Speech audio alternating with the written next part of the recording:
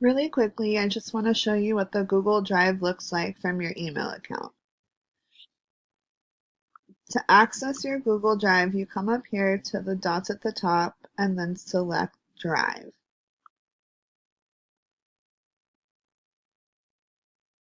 This is what mine looks like and the way that I have mine set up.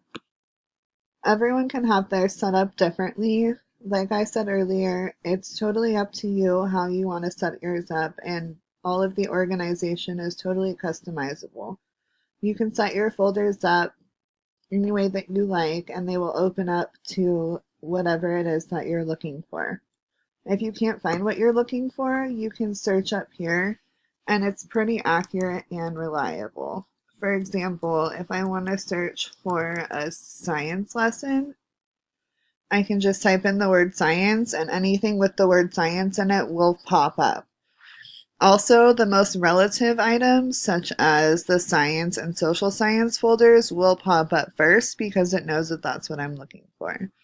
So overall, your Google Drive is actually really helpful and it's a useful tool as an educator.